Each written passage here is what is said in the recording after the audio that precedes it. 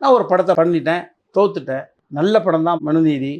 படத்தை தோத்துட்டேன். சொந்தக்காரன்ற ஒரு போர்வையில், என்ன இப்போ என்ன படம்?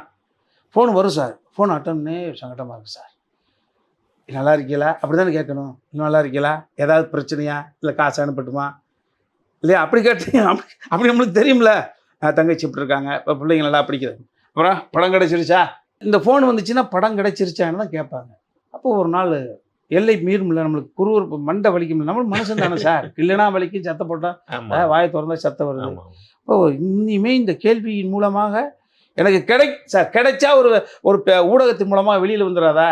இங்கே ஒரு சின்ன சாதனை கூட அடுத்த நிமிஷம் டக்குன்னு கனெக்ட் ஆகிடுதில்ல சார். நான் சொல்கிறேன் 20 வருஷத்துக்கு முன்னால்.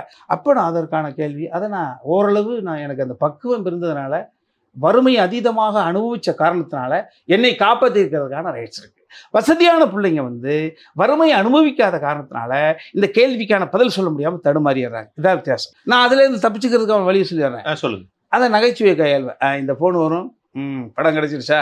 ஒரு நாள் ஒரு 2 பெக்கு போட்டிருந்தோம். அந்த நிலைமை ஆளாயிரும்ல. ஓய்விட்டு சொல்லு, இந்த ஃபோனை நான் தான் அட்டன் பண்ணுவேன். படம் கிடைச்சதா? கிடச்சிருக்கு. 6 படம் கிடச்சிருக்கு. 6 படமா? 2 இயேசுநாதர் படம், 2 மாரியம்மன் படம், 2 பிள்ளையார் படம். நீங்கள் 2 படத்தை வாங்கிட்டு போங்க அப்படின்னுல. ஃபோனு கட்டு.